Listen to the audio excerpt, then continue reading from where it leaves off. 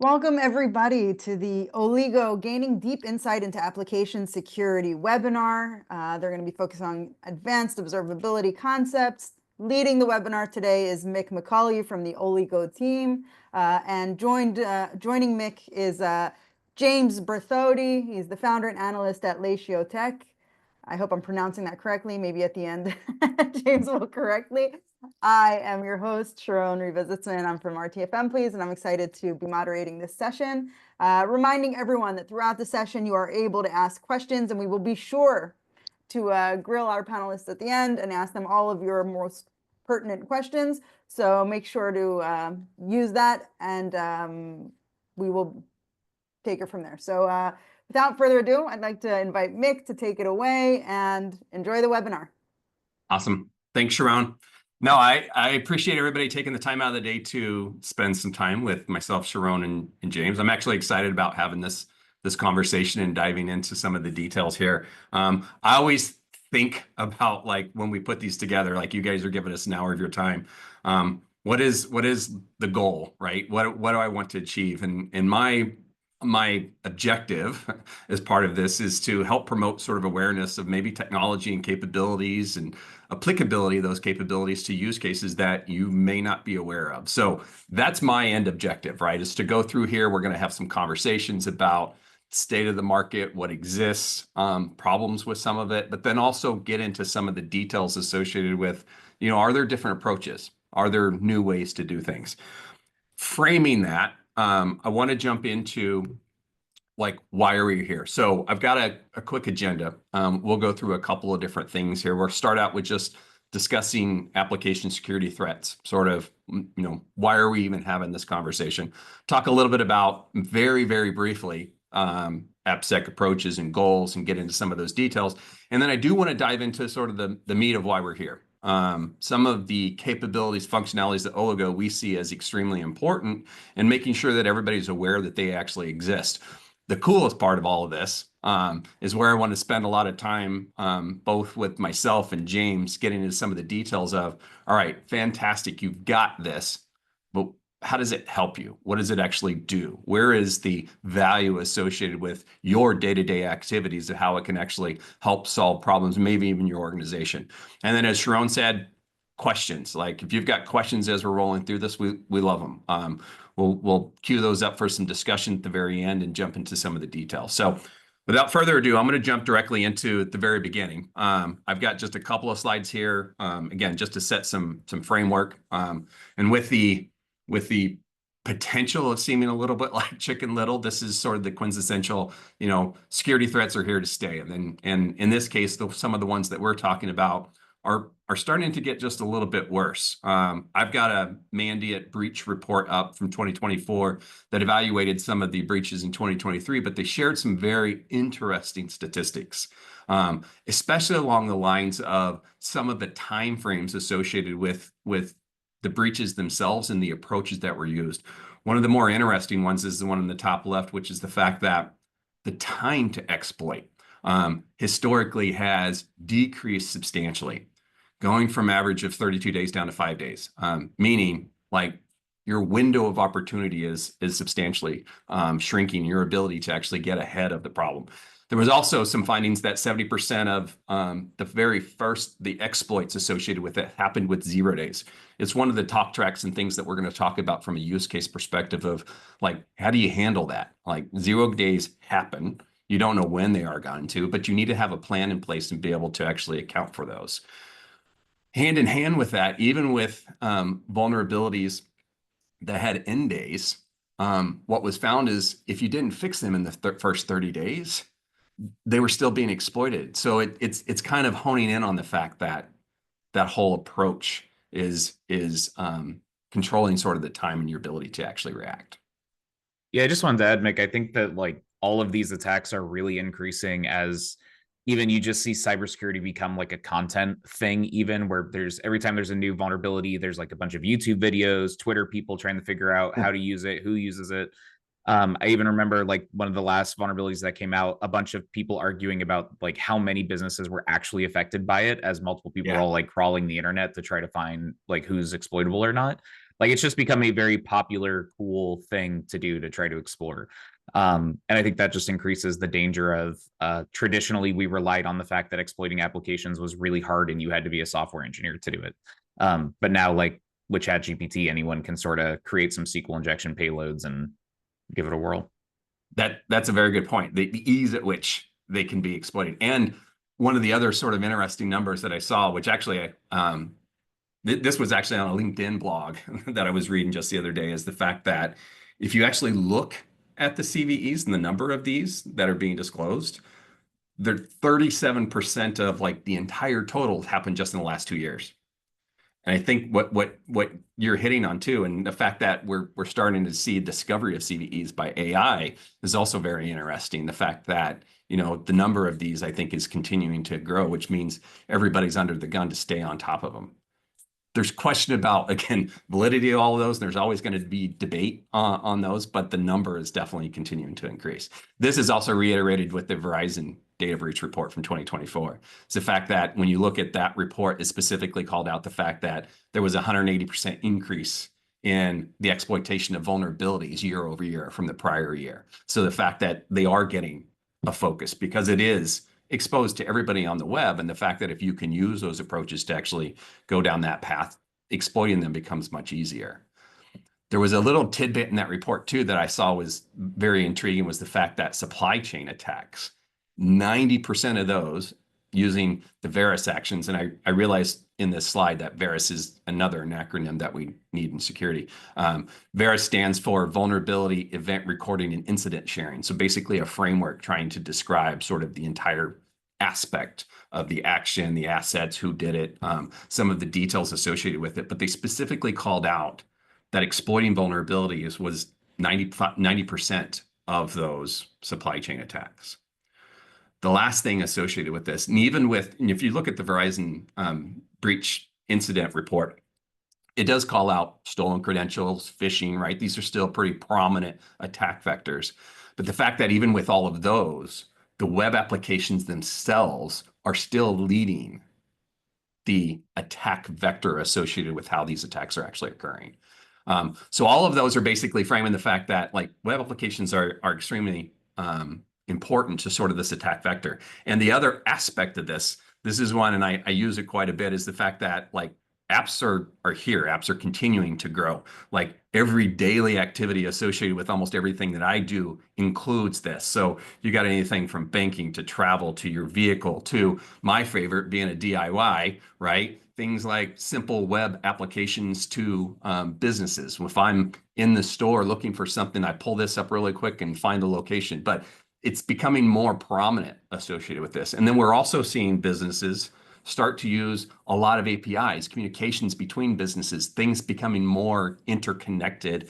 And then you've also seen, unless you're living under a rock, the fact that AI is becoming a huge part of everyday society and being embedded inside of some of these applications. Probably the most important part about everything we're talking about here is APIs, AI, all of these apps, they're all built on code. They all have the ability to have potential bugs from a security perspective that expose them. And then one of the most important parts about all of this is for applications to function, for them to carry out these activities, they have to have access to all of the data. If you think about something as simple as a banking application, for me to log in and see my account, to transfer funds, to perform bill pay, that application, the underlying code, needs to be able to access my information and carry out those activities, just as if you log into the exact same one. That unfiltered access to all of the data is why these are a target, right? Unless you're trying to do a DDoS or defacement, you're after the data. Applications have access to the data, and it's one of the reasons why they're targeted the most. Cool. So where are we, right? From an AppSec perspective, what are sort of our overall approaches, some of the goals associated with this? I kept this very high level, and I did it on purpose. One of the reasons is as we go through this and we start talking about different approaches, in order to think about like, is that approach applicable? You have to think, does it help me solve my overall goal? And when you think about AppSec, one of the sort of high-level goals falls into these sort of buckets and categories. It's what I'm trying to do is help secure the application, make sure the organization, make sure we don't get breached. We're trying to do that for as little money as possible, using most likely the fewest resources, just because one, there's not enough people, and two, the more people also applies to the amount of money required to actually achieve those goals. All of these are about like, how do you actually help create sort of the security posture for your organization by not putting yourself out of business simultaneously, either through a security breach or by spending too much money on security. Yeah, I mean, I tell this story a lot, but like a huge learning moment for me was when I finally got budget to hire like a second James, is what we called it, for like a second cloud DevSecOps AppSec kind of person. And I was super excited, and I went and told all the devs, and I expected like this line of applications to come and flood us. And like I had to beg one person who like got ratted out by his manager for being somewhat interested in security, to come over to do security, because it's also just very hard to find people to do it, even if you manage to get the budget to do it, which is also extremely high. And so I think it just compounds the challenge of the economics of funding a security program, but then trying to hire people and maintain like such a diverse skill set is crazy. Yeah, it's interesting because it's one of those pseudo no win. If you're highly effective security individual, nothing happens, right? Although if you're breached, then you're also the person that gets asked, well, why did that happen? So like it is you kind of have to have the passion to do that. And yeah, the finding the right people and the resources has definitely been a challenge. On the converse side of that, which is, this is a quote that, I just use personally, and again, whether or not it holds water, but the idea is it kind of reiterates the fact that like the whole point is to help the organization, because there is this detrimental aspect to it. But what's interesting is if all of a sudden all of these security breaches, for whatever reason, started costing minimal amounts of money. Let's say every single security breach that ever occurs costs the organization $2. Even if you had a few thousand of them happen a year, you're talking $4,000, $6,000.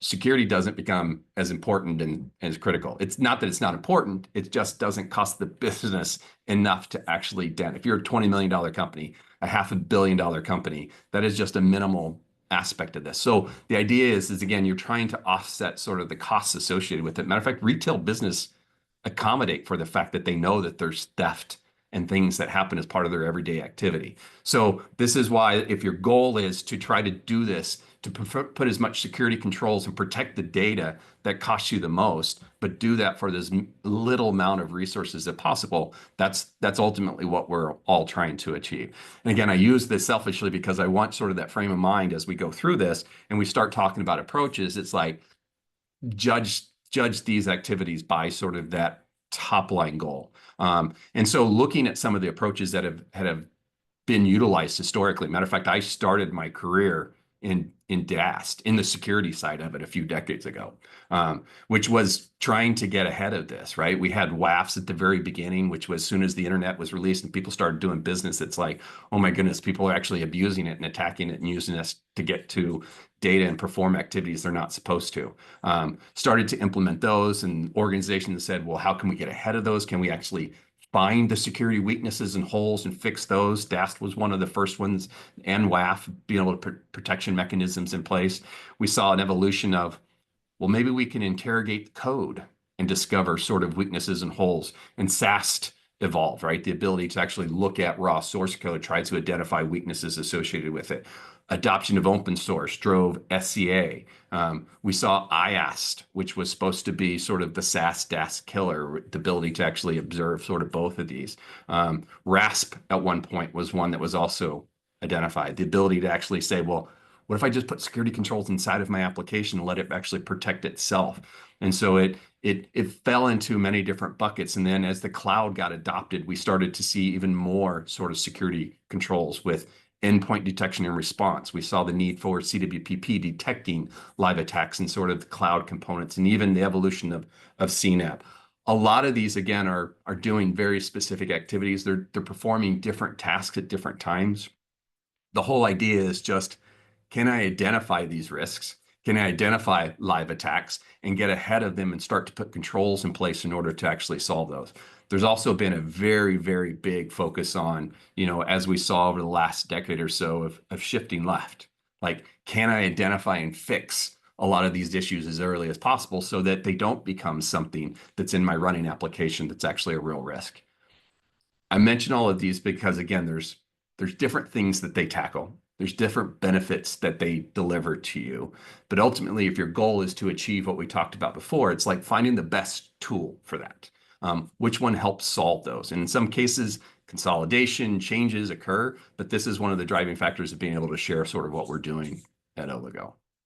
Yeah, I think one of the lessons I learned as I've worked with more enterprises is like how when you see those statistics of, this enterprise has 17 or 20 or 40 plus security tools, a lot of it is because of the complexity of this slide and the amount of acronyms on it. And there's even more that could go on it.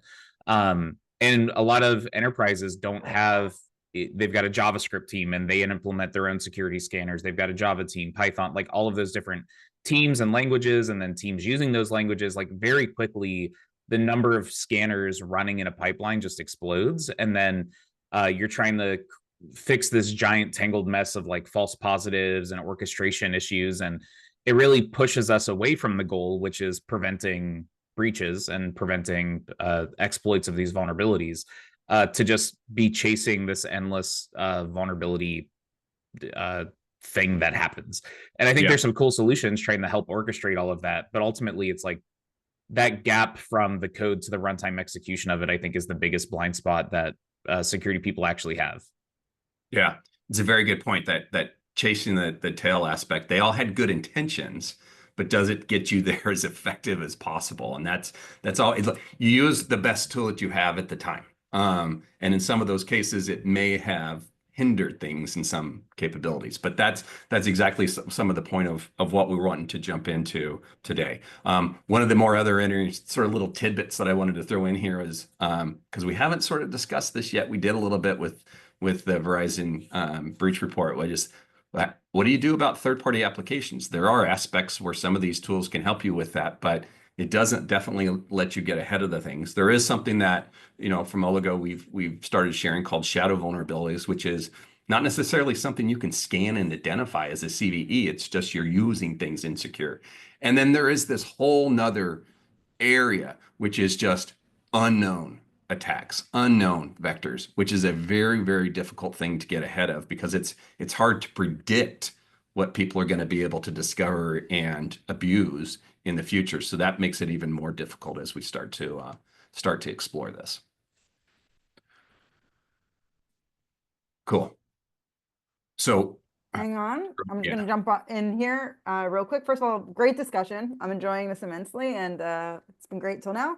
Just reminding folks that you can leverage the Q&A at the bottom. There, at the bottom of the screen, you have a button that says Q&A to ask any questions that you have as we go through the webinar. The next couple sections are going to be a deeper dive.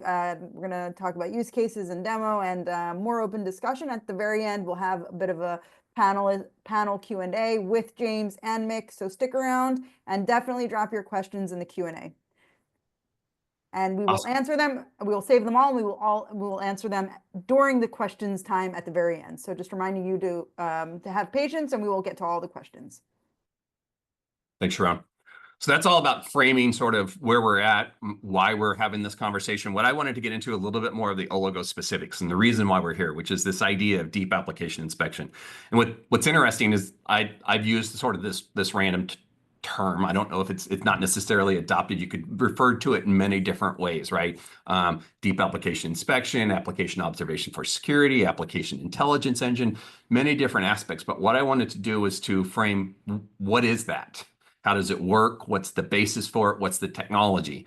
Once we have that, we'll get into sort of those use cases scenarios and be able to say, okay, now that we have this core sort of information, what can we do with it? How does it solve any of those problems that we briefly just discussed before in maybe a more effective manner? So as we get into this, what I wanted to do is to describe a little bit of what Oligo does, a little bit of the secret sauce, what happens inside of the black box.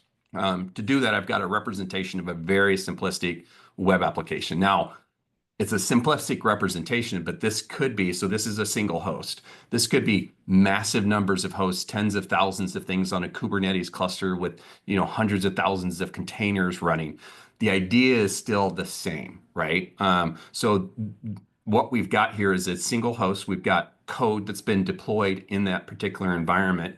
And then ultimately what happens is it interacts with the underlying operating system, the kernel. And it does that with these syscall APIs. So what happens as the application is running, you interact with it, whether it's in a pre-prod test staging environment or production. Users will interact with your application and exercise the code, which in turn, when needed, performs these syscall APIs, interacts with the kernel, performs whatever computation exercise it needs to, gathering data from other services, sends the information back to the end user. They get what they asked for, and everybody's happy. And as you start to perform different activities, either different users, the same user, it does the exact same thing, exercising the code, interacting with the underlying kernel, perform those activities, and then the end user gets the result that they're looking for. Here's where Oligo comes into play. Basically what we've done, and this is a unique approach, and what's interesting when we get into the use cases is that there was another very interesting blog that I stumbled onto. It's talked about how you can't always just build a slightly better mousetrap because there's a cost to change for organizations, right? If you do something just slightly better, it may not outweigh the benefit of having to go through and uproot everything that you do inside of an organization. What we're doing is slightly different, significantly different actually, in the idea that what we've done is built a component that sits basically on an individual host of where the running application is, whether it's a pre-production instance, a test, or in production. And that component gives us the ability to actually see a few things. One is we can now see the libraries and functions inside of that code and be able to identify the ones that are used, but actually stitch those together specifically with the kernel level calls that they're performing. Very granular and very technical, but the idea is basically we've created almost an MRI type approach of being able to see deep inside of the application so we know definitive components and what's occurring. This is the core of what we've created. This is that deep application inspection, the ability to actually see or create this application intelligence. Now that you have this granular data, can observe it, we figured out how to listen to an application, we can start to apply those to different sort of use cases and use the information that we have. And that's what I wanted to transition into next, is starting to discuss some of those different components. Before I do that, however, I wanted to make sure one thing is clear, because what this approach is, and hopefully some of these questions actually popped into your mind as we started to explore it. If you think about that, right, being able to observe this application, do this deep application inspection, a couple of things that we held as extremely critical for us to be able to perform this activity is, one, we didn't want to require access to any source code. And that's one of the core components behind what I just shared with you, this technology that's been created. That also means that there's applicability to actually utilize this on applications you build, buy, or use. So it doesn't matter if it's this application that you purchased from another vendor, but it's running in your environment, you can start to actually get insight into what's going on. The installation process needed to be extremely simple. You guys got to install it, the host, and within a few minutes, you start to gather the data associated with it. No modification to the underlying operating system, no modification to the application itself. And then the very, very last component, which was also extremely critical, was we can't impede the ability for the application to function the way it should. The performance associated with it shouldn't be impacted. And there's been approaches that this has been one of some of the limiting factors of being able to be adopted. So less than 1% overhead is our target, and one that we hold true. This is also one that, if there's of interest, we say don't trust us, just see it for yourself. But this is all sort of core components to, we wanted this technology to give us this deep application inspection. No change to the code, don't need access to the code, install it very quickly, and have very, very minimal impact on the performance piece. All of these are verifiable ones that you can observe yourself. That is the core for what we're about to talk about next. It's like, okay, now that you've got this, what can you do with it? And so I've got a few use cases. This is where James and I we can go back and forth and discuss some of these details, like what's involved with them, what have been some of the struggles, and then we'll talk a little bit about the technology and how it has applicability to it. So I want to queue up the very first one. And I kind of did this when we started talking about some of those threats in those breach reports. And this idea is 0-day reaction plan. 0 days happen. Not a lot of predictability associated with when somebody is going to discover and disclose those. Open source is the prominent component of almost every single modern app, making 80-90% of the underlying code. And it's even in the code that you're using from others. So some of the things that start to fall out of that, and I've got a bunch of leading questions here, but it's ones that you have to tackle in order to actually understand and have this 0-day reaction plan. The first one is, do you have it? Right? Like all of a sudden something makes the news, it pops up on Twitter, it's on all of the hacker sites that there's this brand new vulnerability that has a criticality of 9.8. The first question that starts to happen is, do you have it? And it's like, okay, well, where is it? And then it starts to be, does it matter? Is it something that's actually putting your organization at risk? In a lot of the modern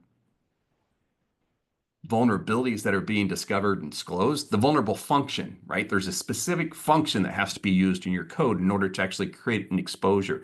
Knowing that, I got a couple other references here that we'll use sort of as backdrops and stories, but those are sort of the core components. We'll talk about third-party apps and a couple of examples.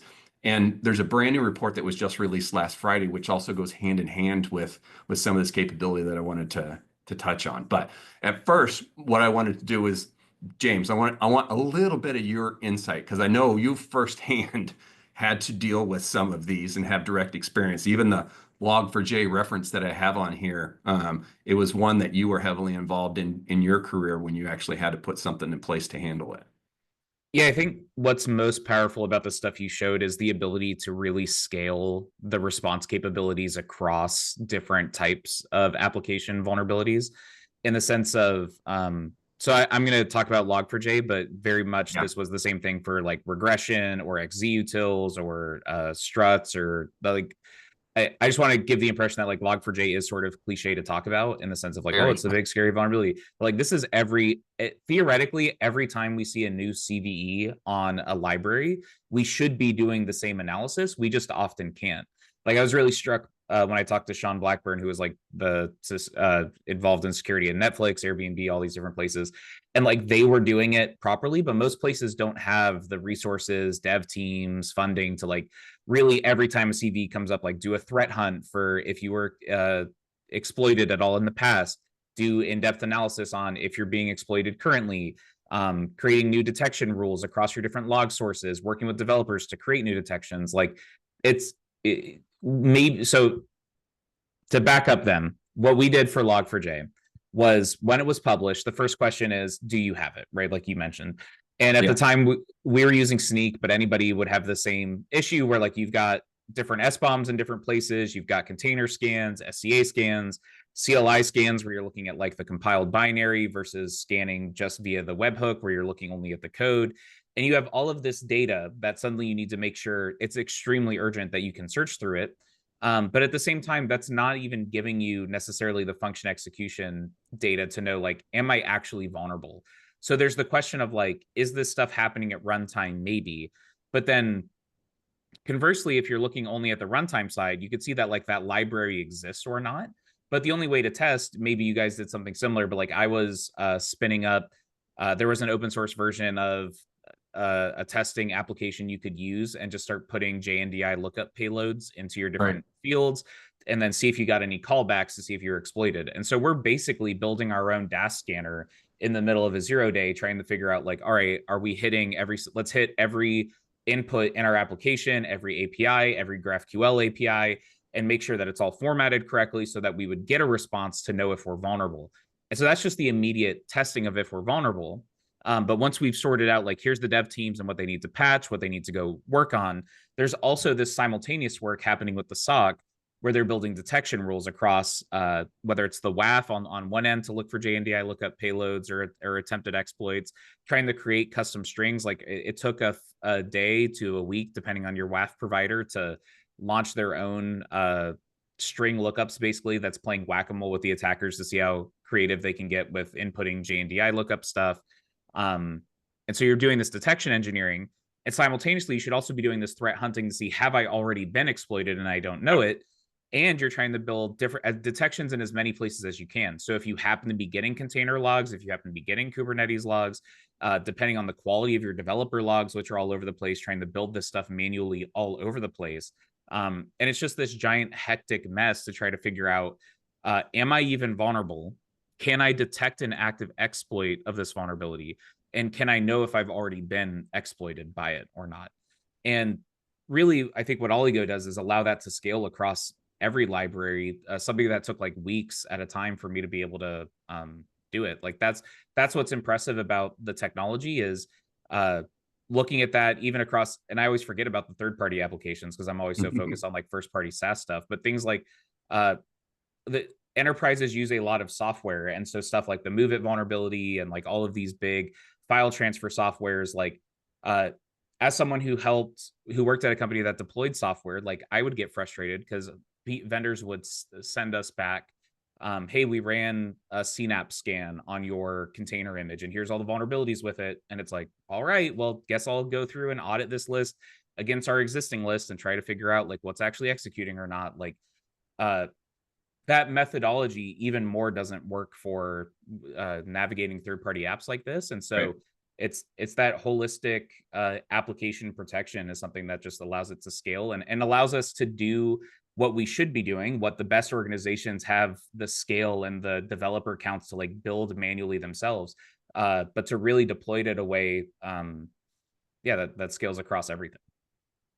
Yeah, there was a ton of good points in there, and the idea that, the ability to actually interrogate this, and applications aren't trivial, right? That's why developers build them. It takes a decent amount of time, and even the ones that you don't own, be able to answer a lot of those questions that you just said becomes very difficult. And you're not alone in the fact that of organization where somebody else scanned your stuff and came back and said, "Hey, I found this. What are you doing about it? Are you aware of it?" And that's again, there's some very intriguing sort of elements associated with it. So with this queued up, and we'll spend a little bit more time talking about it. What I wanted to do was get into just a little bit of, all right, so how do we help? Like what is it that you start to solve? And James, you kind of touched on a little bit of this, which is being able, with that deep application inspection, with the ability to actually understand and see some of these things that are occurring inside the application, being able to use that as a basis to interrogate. And this is just one view. I'm not going through a very deep level demo of everything in Oligo. If you want to see that, like, I love showing it. But the idea is to say, like, okay, well, I've got this one problem. And there's a few ways to tackle this, but this is just an interesting one to show you a little bit more of. This is more of an inventory perspective. There is the ability to view it from a vulnerability as if it was just released, interrogate it. But what you'll start to see is the fact that when you get this granular level of detail, when you can see these apps, when you can see specifically the components associated with the execution status, and even the function level detail, it starts to be able to give you that information to address a lot of those things. When you have a 0 day, and the first question is do you have it? It's like, okay, well, let me go look. And it's like, in this case, I'm looking at Snake YAML version 1.19. It's like, sure enough, it's here. We have it. It's in our environment. It might be something that we use from a vendor. It might be something that we've built ourselves. But what you can start to do is say, okay, that's question number one. Do we have it? Yep, it's there. The second part starts to be is like, does it matter? Where is it? Are we exposed? And some of the other additional detail that go hand in hand with it that you need to be able to answer those questions. And then there's the whole other aspect that, James, like your experience of, okay, that's just the first part, but were we actually attacked? Are we being attacked now? That's a whole nother use case we'll talk about in just a second, but it's definitely critical and goes hand in hand with everything we're talking about here. Now that I know I have it, it's like, what are all the details associated with it? We've got licensing, we've got all of the vulnerabilities that it's currently exposed to. But the second part of that question is, okay, where is it? And this is where, because we're actually looking at those running applications, I can quickly tell you every single image it's in, the namespace, how many active containers, but more importantly, is that specifically library being used? Is the code actually calling it, creating a path that actually exposes us? And so I can quickly start to hone in and say, well, I only want to see the ones where we're actually being executed. And In this 0-day that was just released, the details associated with the specific function may have been shared. And it's like, okay, I got a phenomenal piece of information. And James, you mentioned sort of some of those organizations that did it the best, but it's not trivial. So you have to have a certain amount of resources to actually achieve those, which is to say, I need to interrogate this. I need to understand, does our code actually call this specific function? Basically exposing us to this attack so I And can even make sure. Go real ahead. quick, Nick, I just want to say even Yeah. how common it is to have these widely deployed loaded libraries, but the function's only executing in some of the services. Because typically, if you're building like a common Java library or something, like you'll have all these libraries that get imported across all of your services because they're just using this base library. And you Right. don't want developers to deal with like, oh, well, that's absolutely minimal. There's no like Docker Slim equivalent happening to your package dependencies. And so it's just super like again, we make these assumptions in a 0-day. Like when I saw for Log4j, I saw we were using the older version in all of our test libraries. So I just automatically like had to throw all of those out. But it's possible that someone like kept a test going like too far in production, or that it was executing still somewhere. But we just like have to make these assumptions about how things are working because we don't have the data to back up what we're trying to figure out. Yep. And because I've seen exact same instances of that with customers that they'll have an aggregated single image that has multiple sort of services associated with it, but depending upon where it's actually deployed, dictates the components that are actually getting Yep. utilized for it. Because the opposite, it holds true of being able to identify, well, who needs to fix it. And there's also some very intriguing aspects that start to fall out of there, and the fact that you get that visibility. But that's with this inspection, with this observation, you can start to see some of those details of being like I can see exactly which images that it is being executed. So now I'm not questioning that. And then if I want to see the specific functions associated with it, and this is one of the things that, again, our founders were able to actually be able to perform, is the fact that I can actually go in and identify if that specific constructor function was actually executed in this environment that's creating something that's truly vulnerable. That's like, now we need an action plan. Now we need to do something about this, whether that's upgrading it, whether it's building a WAF rule to address it, whether that's performing some other sort of protection piece, which we'll talk about in just a second. But the idea is I need to have that fundamental of, okay, is this a real risk? And is it something that we need to account for? Which leads into a couple of these other bullet items that are actually on here. One of these I wanted to actually share because I thought it was very intriguing. And James, I think you did too, is the fact that this FBI report, right, that was just, CISA in conjunction with the FBI just published this new paper. And they've put a big focus on this, right? They're creating this secure SDLC and some of these others. This one was intriguing to me because it was bad security practices. Like there's this overall goal of what you should achieve. But what was interesting to me, this was more of a negative approach of like, just don't do these. Like this is like stuff you shouldn't be doing because it's very, very detrimental. And one of the ones that was in there that I saw, which goes hand in hand with some of the things that we're discussing today, was it talked about open source vulnerabilities. It talked about vulnerabilities in first party code too, but the ability to say, if you know of them, if you're aware of them, you should share and communicate. You should create software bill of materials. You should make sure everybody's aware. But they also took the other approach, which was, if you know you have a vulnerability, but you know that it's not exploitable, you should communicate that too, just as much as you should if you actually have something that's exposed. And that puts this very interesting burden on organizations because it's not something trivial to understand. It's like, do we have the vulnerability? Yes. Is it something that we're actually exposed to? Well, you have to investigate that. You need the resources, you need the ability to interrogate it, you need to be able to discover it. Hand in hand with CISA, one of the things that they have done is put a big focus on automating communication of this. Now, I know this is not adopted very extensively today, but it's an intriguing one, which I think sort of replicates or goes hand in hand with this idea of communicating if you're not vulnerability, which is the VEX format, the vulnerability exchange format.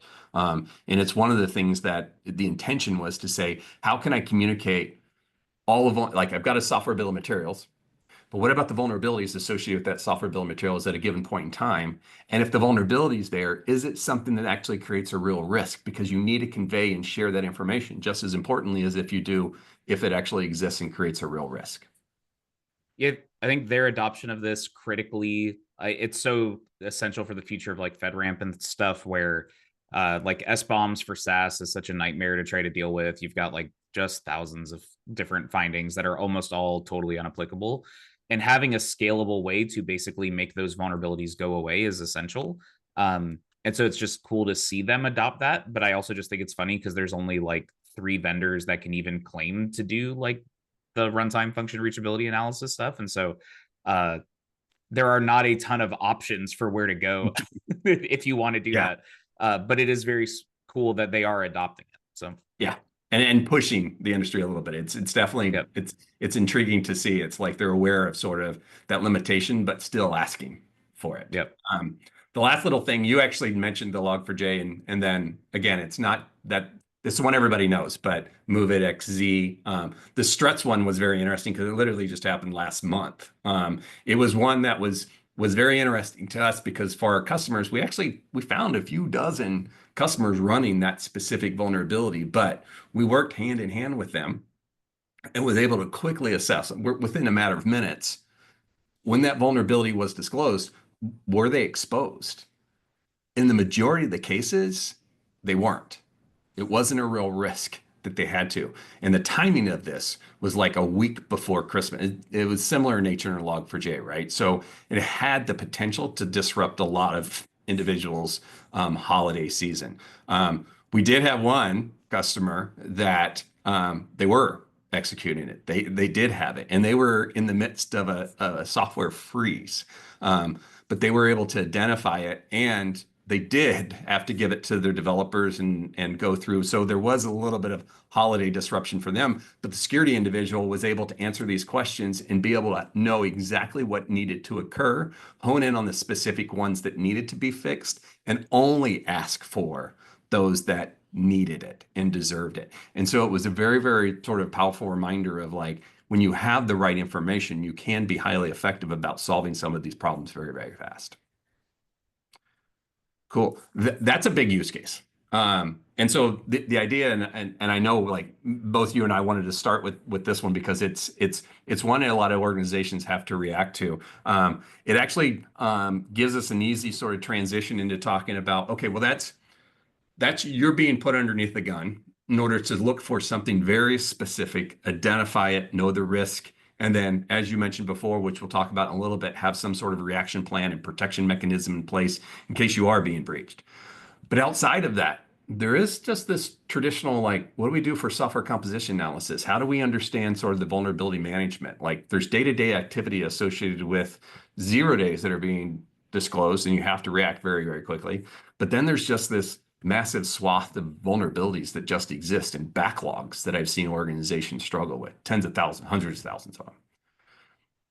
There's been multiple approaches in the market that we've seen to address those. Reachability is definitely one, and we'll talk about that. Like reachability, definitely it helps get way closer to the objective that you want to achieve. One of the things that we've discovered is the fact that, well, if you just listen to the app, you're not performing analysis and trying to guess whether or not it's used. It'll tell you firsthand, which is this idea of reached. It's like, do you have definitive knowledge that the application code actually exercises it and utilizes it? Vulnerability prioritization is a huge focus in the market today. And how do you actually hone in and focus on things that actually truly impact your security posture? And I've made this a small sort of bullet item, but it's actually a very interesting one, is this idea of blind spots too, which is when you look at a deployed running application, sometimes the entity that's deployed doesn't always match what's in a repository, what's in a container registry. And so knowing exactly what's there at any given time of what your real risk is can be a challenge. I know, James, we chatted about this just briefly, but I stumbled into an organization that was mounting volumes to their runtime containers. Whether or not it's best practice is a whole nother discussion, but it added in additional code that wouldn't have been found in any container registry sort of scan, any repo scan, right? Unless that particular code that was being mounted was something that was managed independently. But the idea of being able to actually truly know the present of every single one of those aspects, sometimes in build time, the compilation engines make decisions and add and remove components. There is runtime code that may dynamically load things in. And so all of those start to put these additional sort of complexities of knowing what is my real exposure. One of these is also one of the things that I've definitely seen some organizations where we talked about sort of that SDLC, and it's like, exposing a lot of those, helping to get ahead of them. But if it's very noisy, it can be very detrimental. And if you don't know if something's actually truly used and creating a real risk, if you go ask somebody to fix it that may have a little bit more knowledge of the application, I've seen this come back and be like, hey, why are you asking me to fix this? We don't even use it. And it definitely is something that I think organizations struggle with. And I've carried this theme across with third-party applications and this idea of shadow vulnerabilities. And shadow vulnerabilities is an intriguing one because it's not something that you can scan and look for. There are vulnerabilities that may be disputed. They were submitted, they were going through the disclosure process, and the maintainers come back and said, this isn't a vulnerability. This capability is inside of the library on purpose. If you use it in the wrong way, that's your own fault. And that in turn exposes you to an attack. It's a very sort of nuanced associated with some of these open source pieces, but the utilization of it in an insecure way can actually expose you to a threat. And it's a difficult one to actually try to comprehend. Yeah, I think real quick on the blind spots, this was sort of a awakening for me with FedRAMP of I was always so oriented towards shift left. But there's a reason that for FedRAMP, they only really care about the runtime scanning, is because like that's the source of truth for what you're actually vulnerable to or not and what's being exploited.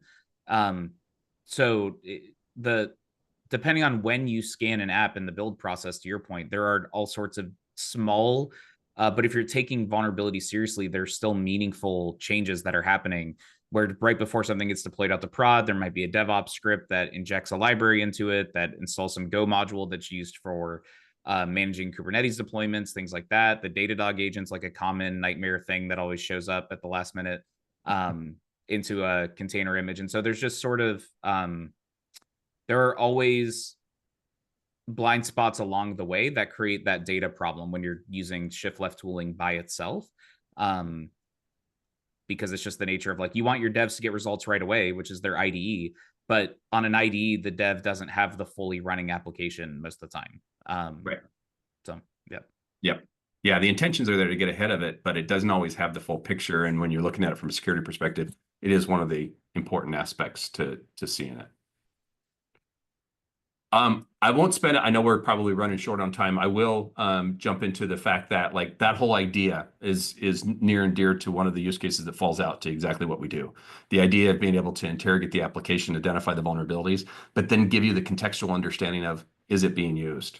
Like the ability to identify all of the vulnerabilities across the entire application, even things that are added dynamically during that build process or anything that happens to be in a running environment. Identify those, understand if they're loaded, then understand if they're actually executed. Be able to hone in and focus on those specific ones and then give the details back to the developers on this is what we identified, this is what the vulnerability is, this is the version it's fixed in, here's the activity that needs to occur. And in the cases where the vulnerable function is known, which has actually been a big focus of ours inside of Oligo, is the ability to actually identify a higher level of confidence that your exposure is even higher. And so the idea is as you have all these vulnerabilities, try to weed out the ones that may not be as impactful as the ones that are actually creating real security risks, and help focus on actually spending resources with developers, with the team, only solving the ones that actually have a true impact. This is just a core part of sort of once you have that deep application inspection, the ability to identify it.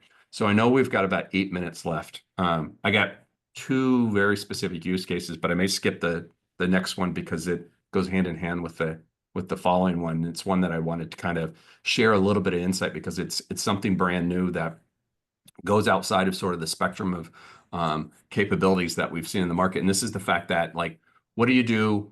This is the first one, is the attack. It's like, what do you do when there is no fix?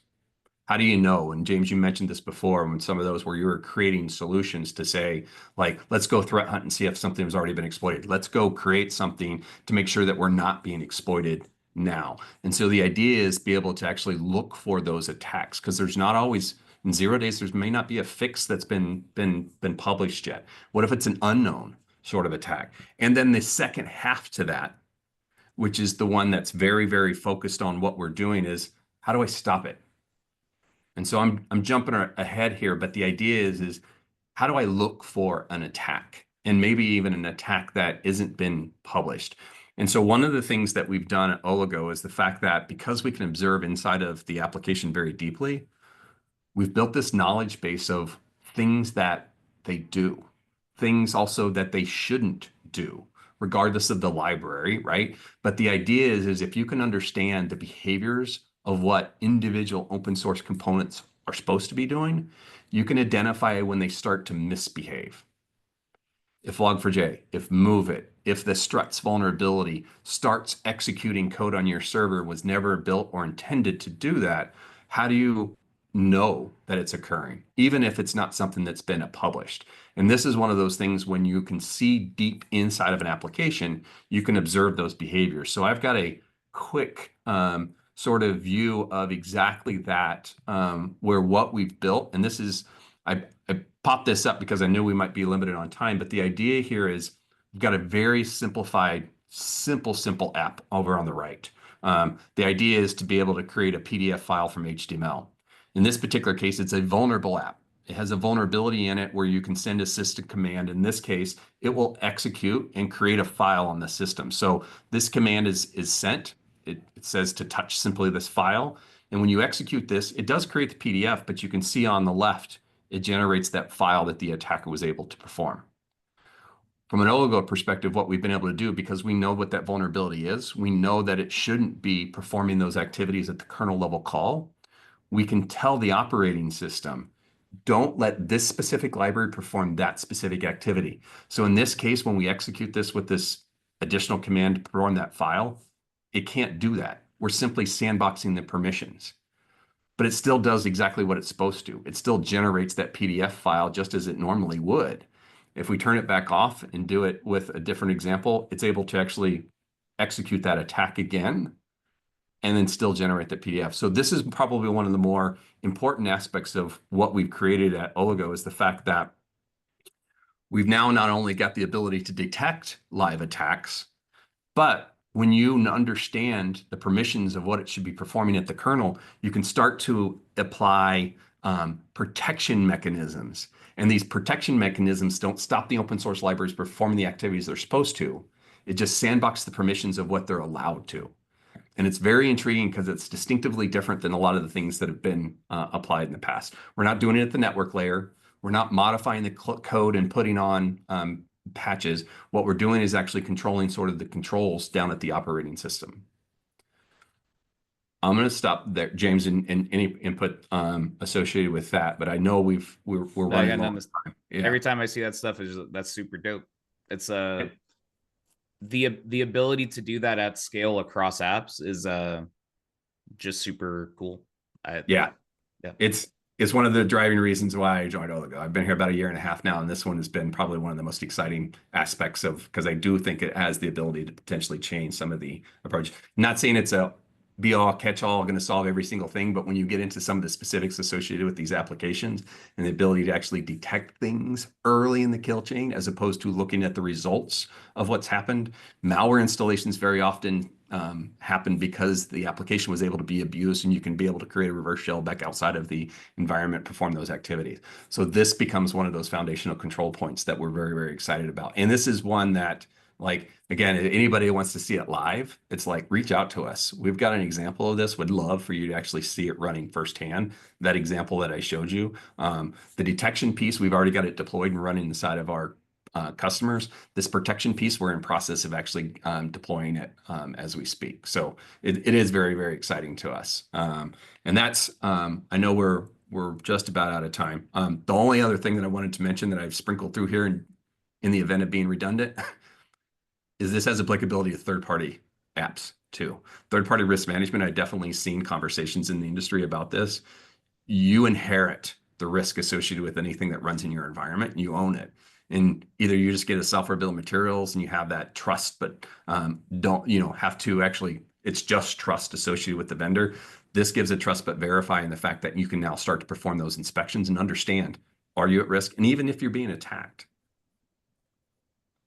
That's fantastic. Sure. I don't know if we have time for questions. Yeah. Do I have a minute for a couple questions? Yeah, fire away. Still on, they seem to still be online. So Dan Castle asks, how is eBPF at the host kernel level superior to having an agent inside the running application? While not having access to the source code is advantageous, what are you giving up by not being part of the compiled running application? Yeah, that's a very, very good technical conversation. We do see it, and it's specifically one of the reasons why we decided not to invest inside of it. And that's actually probably one of the biggest differences between a lot of the instrumented aspects of the code. It's the fact that if you embed your component inside of it, very often there's additional sort of overhead, and we've seen sort of the performance impacts associated with it. But there's also an integral part that we've seen that if you embed yourself inside the code, if your component starts to break, you have the potential to actually break the running application, which most people that tolerance associated with it. The applications usually are the bread and butter that's making you money. And if you break that with your security tool, there's not a big tolerance associated with it. If you can achieve the exact same thing, still see all of the code, which is what we've built, run at the host level, eBPF gives us the ability to be safe, isolated. It was built to be highly performant. It's built to be validated and safe to make sure that you can't break or build the application itself. If you killed or broke the Oligo application, it doesn't bust the running production application. So it was a core part of being able to achieve, and we haven't found anything that we truly lose inside of there, of being able to see that, because we can still see the call stack associated with everything that's there and be able to also see the behaviors of what's occurring inside of the application. Fantastic. And real quick, I'd add that with containerization, I think applications and the container are closer tied than ever. And so that's why I like the agent approach more, is because it's not just limited to the application either, is you can also detect like normal stuff like container escapes or a new process started. Like all of that is also getting detected alongside of it. And then the whole syscalls approach in general is much more intuitive to monitor from an infrastructure level than trying to do it like inside out from the application. So very good points. Yeah, the container side is definitely an additional one, and as well as not putting the burden on developers to actually embed things. Yeah. So if we're already on containers, an anonymous attendee asks, is the component attached as a sidecar in Kubernetes? No, it's its own container that runs in its own namespace and performs all of these activities. So it is not a sidecar deployment. And again, these are all things that love to get into the details if anybody has additional sort of questions. And one last one on, can you explain the deployment model and the use case of a mobile app and backend services on AWS? Yep. So mobile is more of an endpoint and a client side. It's not one of the areas that we've focused on. It's not that the technology couldn't be applied there. It's just not what we've focused on. We've seen most organizations are, in most cases, where we've helped is focused on their server side sort of components. And it's the ability to identify attacks that's being targeted at their resources. Mobile definitely has and there's specialty applications in the mobile environment. Matter of fact, I even used to work at one because it's a very different sort of threat vector associated with it, in addition to the things that you can do inside of a mobile environment, right? You're attacking that mobile device, not necessarily attacking the server. The attacks at the server is sort of our focus. And then what was the last half of that question, Sharon? So they just asked to understand a little bit more about the use case itself. Got it. Okay. Mostly server side has been our core focus, is helping organizations on the components that they own inside of their infrastructure, not necessarily endpoint. And again, there might be an evolution associated with that when we decide to go down that path, but it does need sort of that component running on the endpoint. And that's not something that we've explored yet. From a quick summary perspective, I know we're over time. The whole idea of all of this is applications are very complex and dynamic. Breaches happen. 0-day vulnerabilities are disclosed. The ability that Oligo provides is the ability to actually see in real time what's going on inside the application, whether it's applications you build, buy, use. It gives you the contextual understanding of exactly what's going on, vulnerabilities that are known or unknown, because we're using some unique approaches to actually identify those. We've built it so that it doesn't have a negative impact on there, and also the ability to do some of this real-time detection and protection. So that was, again, my core goal, as I mentioned at the very beginning, was to promote awareness of sort of the technology, the ability, and then some of the use cases associated with what we can start to do. So whether it's 0 days, whether it's just, vulnerability management, whether it gets into some more hardcore detecting and protecting against real-time attacks, like the idea that this technology has applicability there. And these are just the first ones we've decided to tackle. This was fantastic. What a great discussion and Q&A. I wish we had more time. Thank you everyone for joining. It was really a fantastic session. Is there a closing slide, Mick, so that we can tell folks how to be in touch with us if they have any further questions? Because we're over time. This is it. Oligo Security, you can definitely reach out to us, and like any of us will be happy to jump into more details. And both James and I are on LinkedIn. I know James is very active in the community. It's one of the reasons why I was excited about the ability to talk to him today, because he's got a tremendous amount of expertise. Fantastic. Yes. So definitely make sure to connect with James or Mick on LinkedIn if you have any further questions. Thank you so much for your time and for joining us. And we hope to see you at our next events. This event will be recorded if you want to see it in slower motion or take a look again.